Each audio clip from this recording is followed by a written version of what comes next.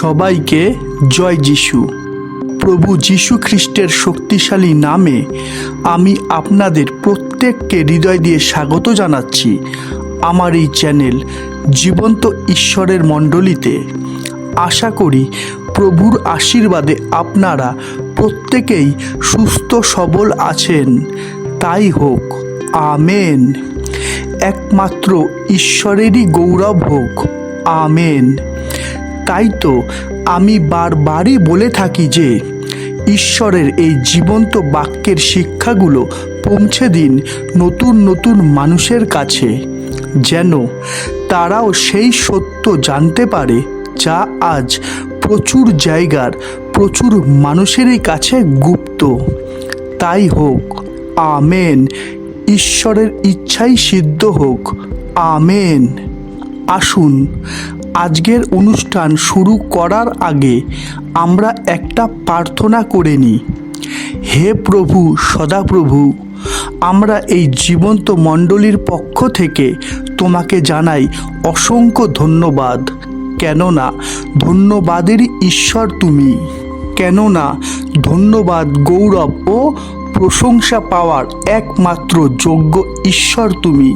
তোমার দয়াতেই এই দৃশ্য অদৃশ্য সমস্ত বিষয় চলছে, আমাদের শ্বাসবায়ু চলছে। তাই তো তোমায় ধন্যবাদ। হে করুণাময় ঈশ্বর, তোমায় ধন্যবাদ দিই। কেননা তোমার দয়া ও মহাকরুণা যা তুমি উপচিয়ে দিয়েছ তোমার রক্তে গড়ে ওঠা এই জীবন্ত মণ্ডলীর মধ্যে। তাই তো আমরা তোমার চরণ তলে স্থান পেয়েছি, তোমার সন্তান হতে পেরেছি। প্রভু গো, আমার প্রার্থনা এই, যারা যারা এই মুহূর্তে এই চ্যানেলের মাধ্যমে তোমার বাক্য সকল শুনবে, তুমি তাদের প্রত্যেকেরই বুদ্ধির দ্বার খুলে দাও, যেন তারা শাস্ত্রের বচনে মনোযোগ করতে পারে। এই প্রার্থনা আমি খ্রিস্ট যিশুর নামে চাইলাম, আমেন। আজকের বিষয়টা চলবে শুধুমাত্র কিছু প্রশ্নের উপর দিয়ে। হ্যাঁ, আজকের বিষয়টা চলবে শুধুমাত্র কিছু প্রশ্নের উপর দিয়ে। অর্থাৎ আজকের পর্বে আমি আপনাদের প্রশ্ন করতে থাকব, আর সেই প্রশ্নের উত্তর আপনাদের জানা থাকলে খুব ভালো। অর্থাৎ ঈশ্বরের পথে আপনাদের বৃদ্ধি হচ্ছে, ঈশ্বরের জ্ঞানে আপনারা জ্ঞানবান হচ্ছেন। কিন্তু সেই প্রশ্নের উত্তর যদি আপনাদের জানা না থাকে, তাহলে কি করতে হবে তা আমি এই ভিডিওর মধ্যেই বলে দেব। যা জানাটা প্রত্যেকটা বিশ্বাসীদের পক্ষে খুবই গুরুত্বপূর্ণ। তাই আমরা একটু মনোযোগ দিই। দেখুন, ঈশ্বরের পথে চলার জন্য প্রভু যিশুর শিক্ষা আমাদের জানাটা খুবই গুরুত্বপূর্ণ। আর সত্যের শিক্ষার দ্বারা আমরা জানতে পেরেছি যে ঈশ্বরের পথে চলার জন্য সবথেকে প্রয়োজনীয় বিষয় হলো বিশ্বাস। হ্যাঁ, ঈশ্বরের পথে চলার জন্য সবথেকে প্রয়োজনীয় বিষয় হলো বিশ্বাস। কেননা বিশ্বাস ঈশ্বরকে খুশি করে। যেমন লেখা আছে, আমরা দেখি ইব্রিয় 11 অধ্যায় 6 পদ, কিন্তু বিনা বিশ্বাসে প্রীতির পাত্র হওয়া কাহারও সাধ্য নয়। তাই বিশ্বাস সম্বন্ধে জানাটা আমাদের প্রত্যেকেরই উচিত। তাই আমার প্রশ্ন এই, আর তা হলো, আপনি কি জানেন যে বিশ্বাস কি? বিশ্বাস কোথায় করব? কেমন করে বিশ্বাস করব? কিভাবে বিশ্বাস করব? কতক্ষণ বিশ্বাস করব? যদি জানেন, তাহলে ঈশ্বরকে একটা ধন্যবাদ দিন। কেননা ঐশ্বরিক জ্ঞানে আপনি পূর্ণ হচ্ছেন, হালেলুয়া। কিন্তু যদি এই প্রশ্নের উত্তর আপনার জানা না থাকে, তাহলে আমার চ্যানেলে গিয়ে দেখুন সিজন 1-এর পর্ব 2। যার ফলে বিশ্বাস সম্বন্ধে বাইবেল আমাদের কী শিক্ষা দেয় তা আপনি জানতে ও শিখতে পারবেন। চলে আসি পরের বিষয়। বাইবেল বলে যে খ্রিস্টের পথে চলা একজন খ্রিস্ট বিশ্বাসীর সবথেকে বড় শক্তি হলো প্রার্থনা। কেননা প্রার্থনায় সমস্তই সম্ভব। যেমন লেখা আছে, আমরা দেখি মার্ক 11:24। এই জন্য আমি তোমাদিগকে বলি, যাহা কিছু তোমরা প্রার্থনা ও যাচনা করো, বিশ্বাস করিও যে তাহা পাইয়াছ, তাহাতে তোমাদের জন্য তাহাই হইবে। তাই প্রার্থনা সম্বন্ধে জানাটা আমাদের প্রত্যেকেরই উচিত। তাই আমার প্রশ্ন এই, আর তা হলো, প্রার্থনা কি? প্রার্থনা কোথায় করব? কেমন করে প্রার্থনা করব? কিভাবে প্রার্থনা করব? কতক্ষণ প্রার্থনা করব? যদি আপনার এই প্রশ্নগুলোর উত্তর জানা থাকে তাহলে ঈশ্বরকে একটা ধন্যবাদ দিন। কেননা ঈশ্বরই আপনার বুদ্ধির দ্বার খুলে দিয়েছেন। হালেলুয়া। কিন্তু যদি এই প্রশ্নগুলোর উত্তর আপনার না জানা থাকে তাহলে আমার চ্যানেলে গিয়ে দেখুন সিজন 1-এর পর্ব 3, যার ফলে প্রার্থনা সম্বন্ধে বাইবেল আমাদের কী শিক্ষা দেয় তা আপনি জানতে ও শিখতে পারবেন। চলে আসি পরের বিষয়ে। আমরা দেখি যোহন 14:6। যিশু তাহাকে বলিলেন, আমি পথ ও সত্য ও জীবন, আমাদিয়া না আসিলে কেহ পিতার নিকটে আইসে না। অর্থাৎ প্রভুই পথ, তাই না? অর্থাৎ ঈশ্বর আমাদের সঙ্গে তখনই থাকবেন যদি আমরা প্রভুর পথে চলতে পারি।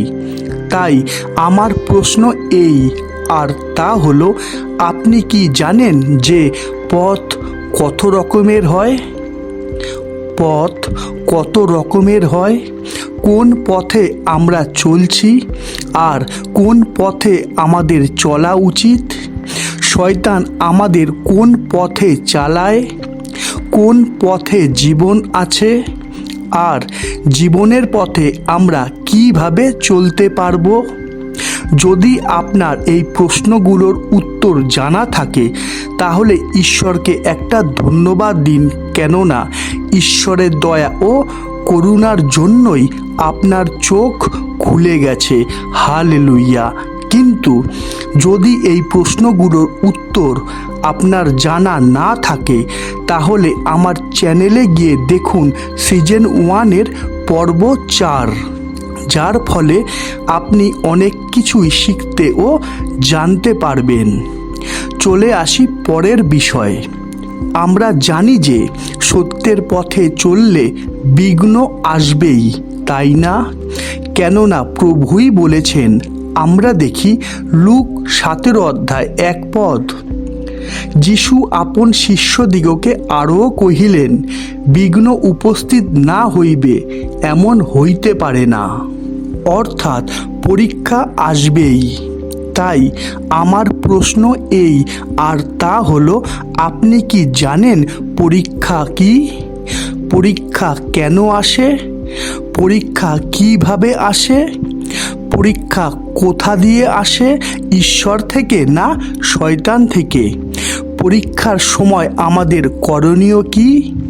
যদি আপনার এই প্রশ্নগুলোর উত্তর জানা থাকে তাহলে আপনি ঈশ্বরকে একটা ধন্যবাদ দিন। কেননা আপনি ধন্য। হালেলুয়া।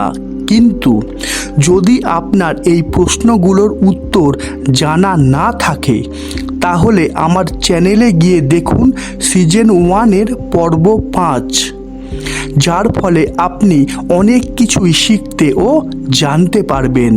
চলে আসি পরের বিষয়। ঈশ্বরের পথে চলার দরুন প্রত্যেকটা বিশ্বাসীদের একটা গুরুত্বপূর্ণ করণীয় আছে। হ্যাঁ, ঈশ্বরের পথে চলার দরুন প্রত্যেকটা বিশ্বাসীদের একটা গুরুত্বপূর্ণ করণীয় আছে, যা হলো উপবাস। যেমন লেখা আছে, আমরা দেখি মথি 9 অধ্যায় 15 পদ। যিশু তাহাদিগকে কহিলেন, বর সঙ্গে থাকিতে কি বাসর ঘরের লোকে বিলাপ করিতে পারে? কিন্তু এমন সময় আসিবে যখন তাহাদের নিকট হইতে বর নীত হইবেন, তখন তাহারা উপবাস করিবে। তাই এখন আমার প্রশ্ন, আর তা হলো, আপনি কি জানেন উপবাস কি? উপবাস প্রার্থনার অর্থ কি? উপবাস কিভাবে করতে হয়? প্রভু আমাদের কেমন করে উপবাস করতে বলেছেন? আর উপবাসের ফলাফল কি? যদি আপনার এই প্রশ্নগুলোর উত্তর জানা থাকে, তাহলে ঈশ্বরকে একটা ধন্যবাদ দিন, কেননা আপনি ঈশ্বরের যোগ্য সন্তান ও উত্তম যোদ্ধা রূপে গড়ে উঠেছেন। হালেলুয়া।